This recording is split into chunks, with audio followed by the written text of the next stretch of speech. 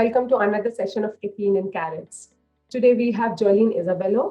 She heads onboarding and scale CS at MongoDB APEC. How are you, Jolyn? Good, thank you. Good to see you, Anshi, again, and thank you for having me. Yeah, absolutely. So today's session I'm very, very excited about because onboarding is one of my favorite area in customer success. And I'm really looking forward to getting good extracts from Jolyn's experience of running onboarding with MongoDBs. Thank you so much. Yeah, good. Then to start with one open-ended question so that we get more branches out of it.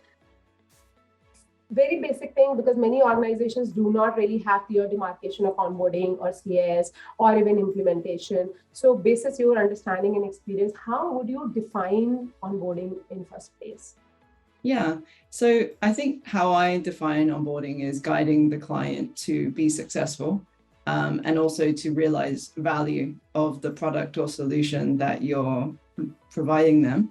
I think that it depends as well, because onboarding can happen with an existing client and it can happen with a brand new client. So then obviously the onboarding needs to be catered and tailored towards that situation.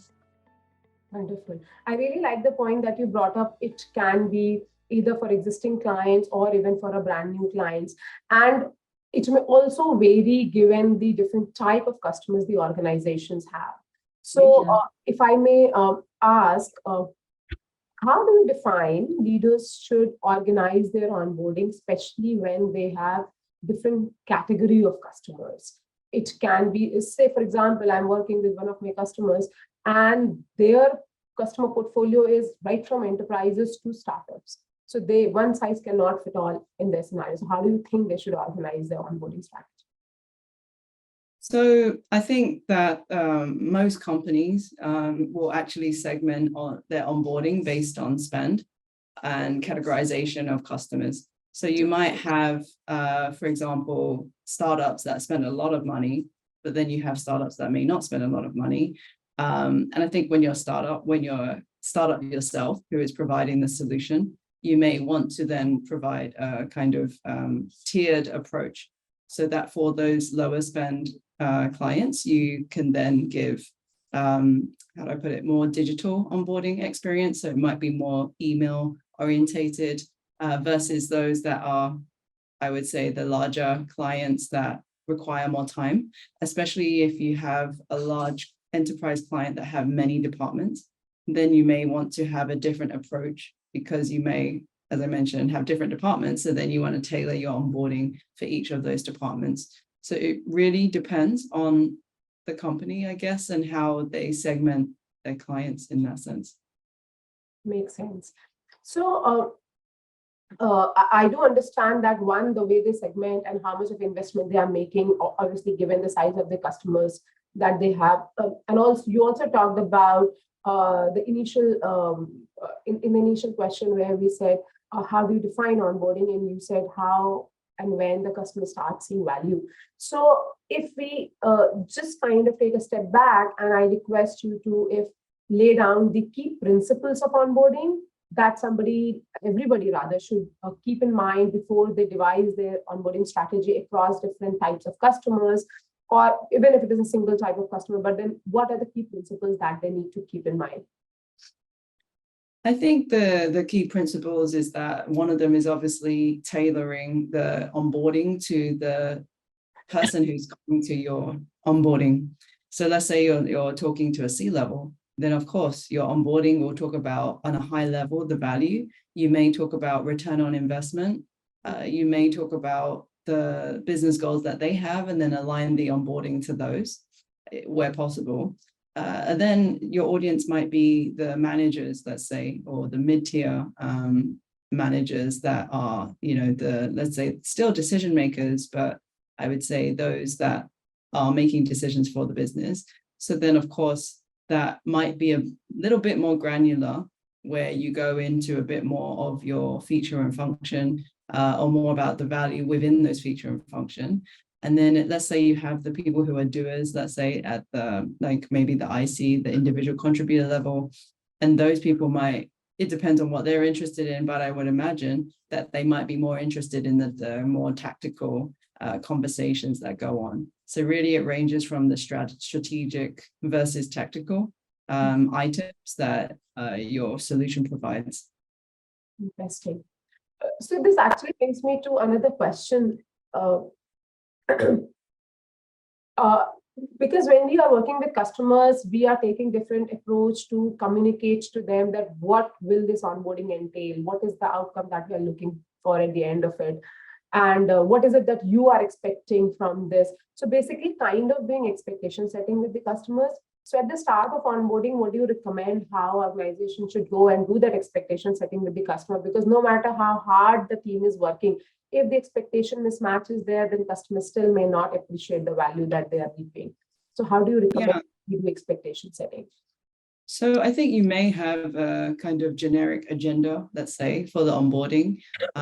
One thing that I highly recommend is to have a survey sent in advance to the client where you will ask them, for their feedback on what they would like to cover within the onboarding. And that way you're more tailoring the onboarding to what they would require for their business. And that way you're tailoring it for them, and then they get value from it as well.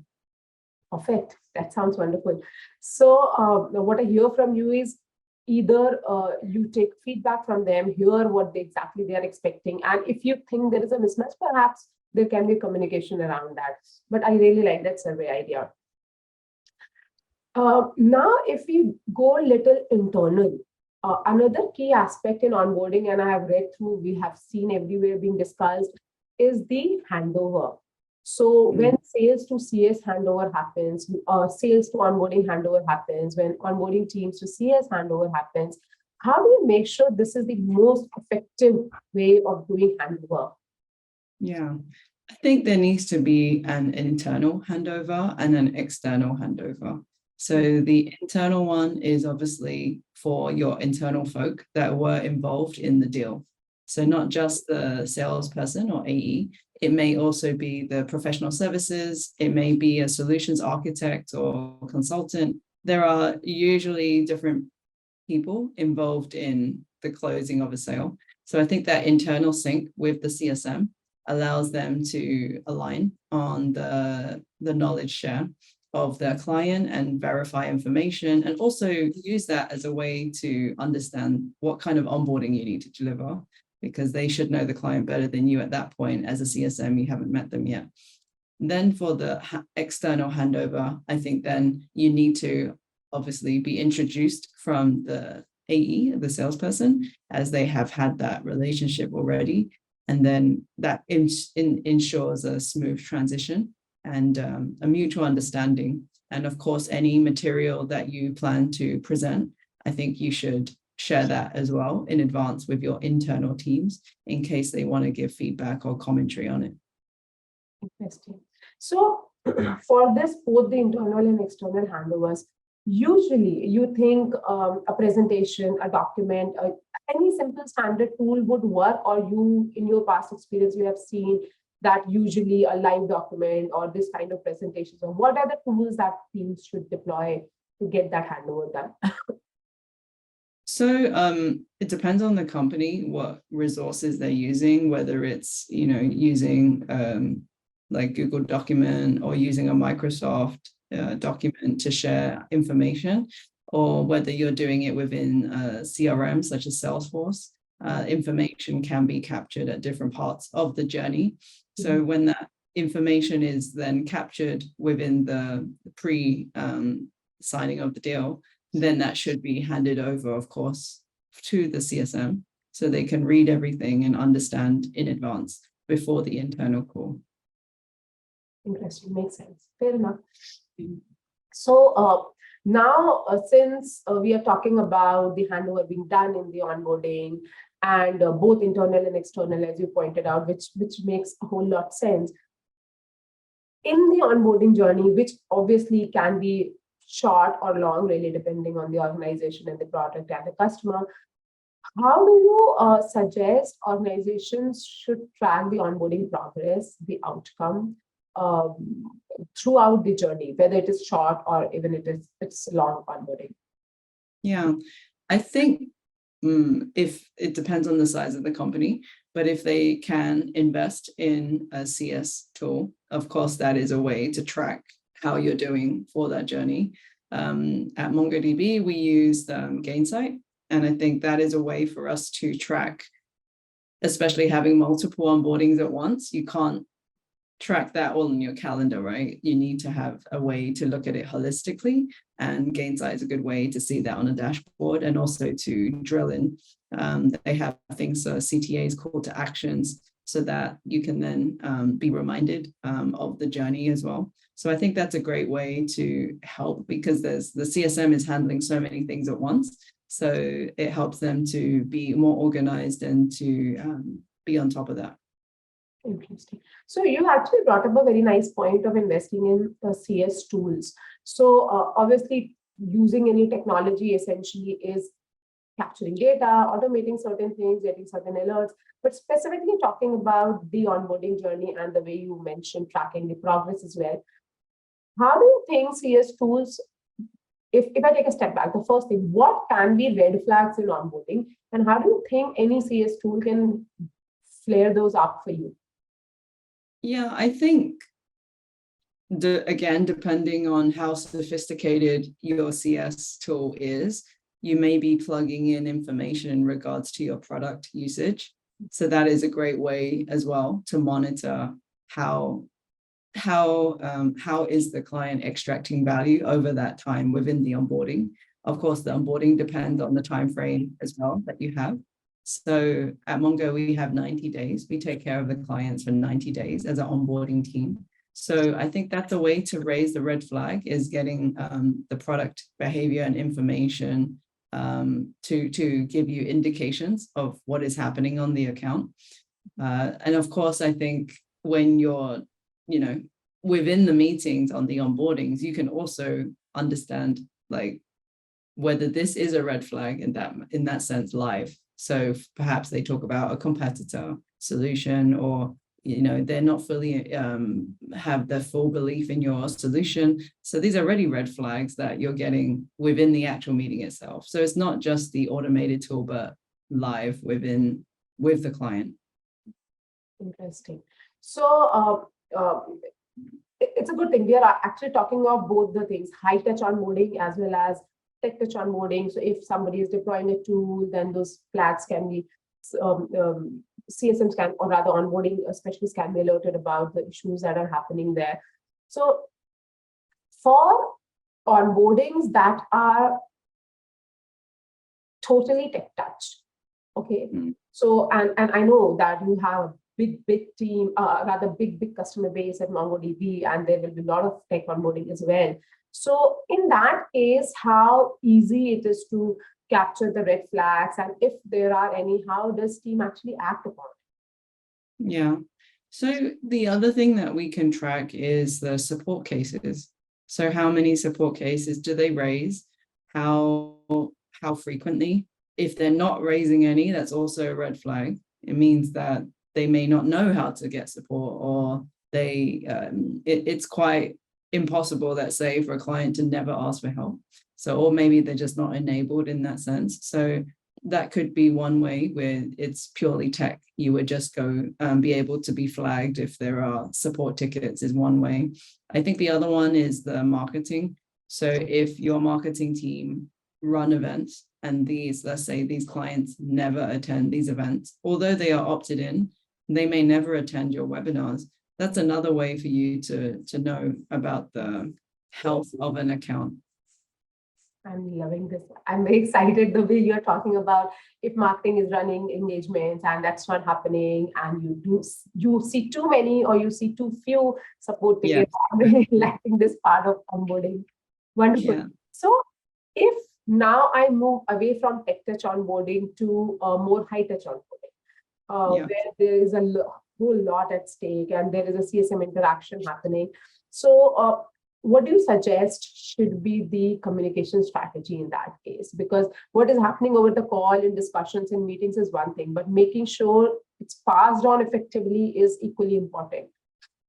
Yeah, I think you need to have a regular cadence with your client if you're a high touch CSM. Of course, that can range. It may be on a weekly, bi-weekly, or monthly basis. It really depends on size and scope of your book of business. And I think that as well, not just talking to one person in one company is the way to go ahead. I think you need to have various levels of individuals involved in your relationship with the client, whether that's C-level managers or IC. So I think that way that you've really covered the kind of spectrum of that relationship, and you've been able to understand the business goals, and also what do everyone care about at each of those levels. Interesting. So I will go back to outcomes again. And I know we've talked about it in the beginning as well, but now I want to get a little more granular and more practical, because this is a question that we actually keep seeing in all the LinkedIn conversations and everywhere. If you can just perhaps take any example, any organization, any industry, and suggest how onboarding specialists, onboarding managers can capture customer outcomes, and how in the journey they would track that. And I'll say perhaps this might help me as well, because onboarding is actually very close to my heart. And I believe if onboarding has not gone right, it's very, very hard to make sure your customers stick with you. So that is the reason we should, I think, get a little more granular and more practical. So any example, any industry with a very specific outcome defined would be great.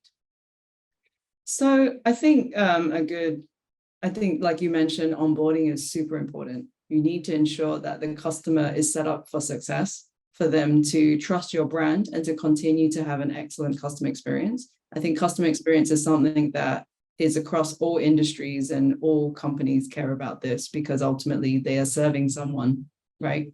So I think from that standpoint, and in terms of like KPIs and things that the client cares about. So if we were to take an industry such as e-commerce, they obviously care about return on investment in regards to spend that they have on marketing, and increasing their users and making them retain those users, and they keep spending and increasing that spend.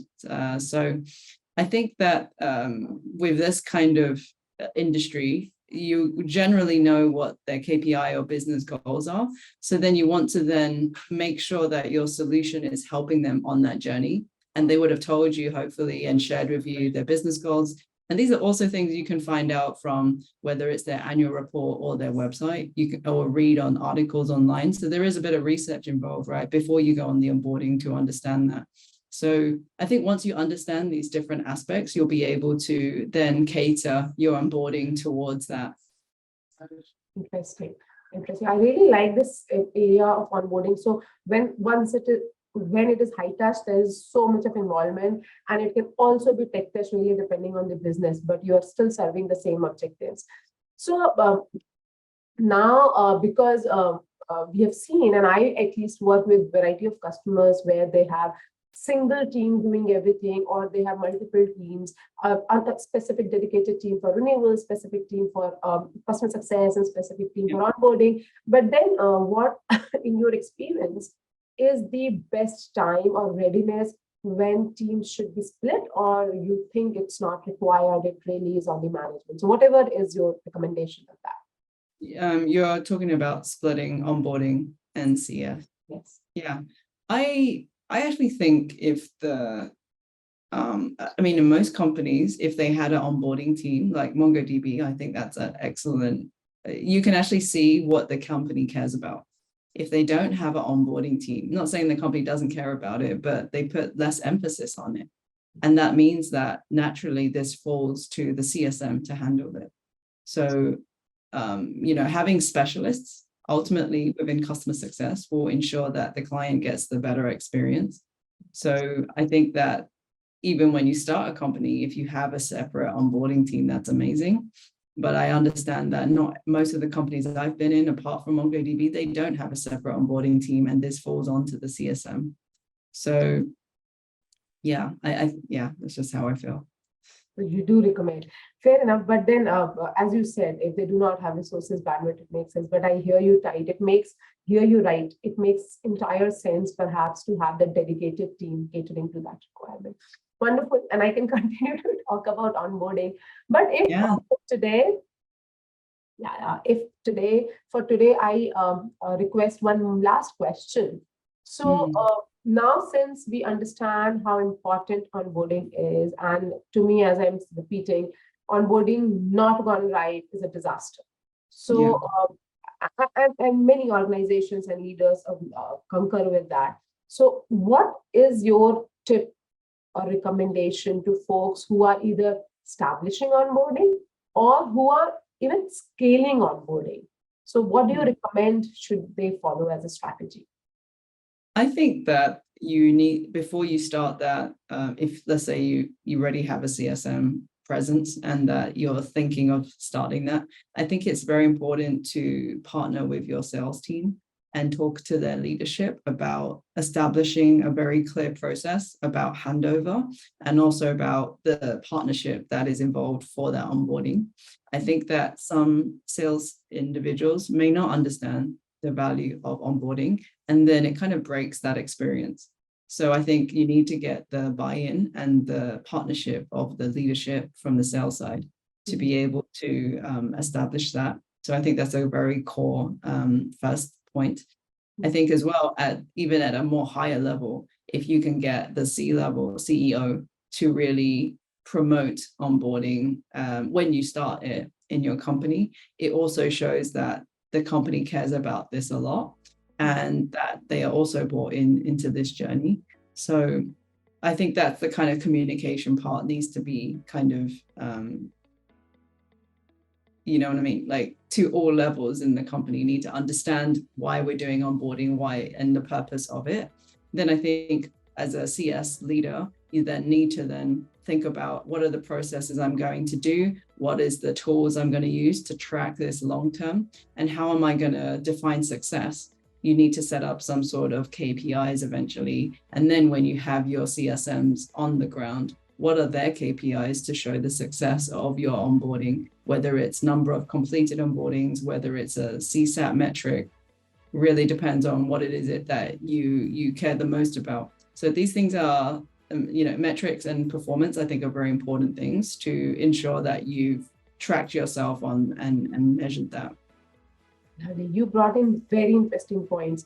My favorite one here is getting management pitching, because that is when the importance of perhaps that function or that activity spreads across the organization. Lovely. Yeah. Great. So we'll catch up again, mostly on onboarding, I think, as a perhaps sequel to this. Perhaps we can do that. But then this much for today. And I am very thankful for your time. It was an amazing discussion with you. Thank you. Thank you so much, Anshi. Thank you so much.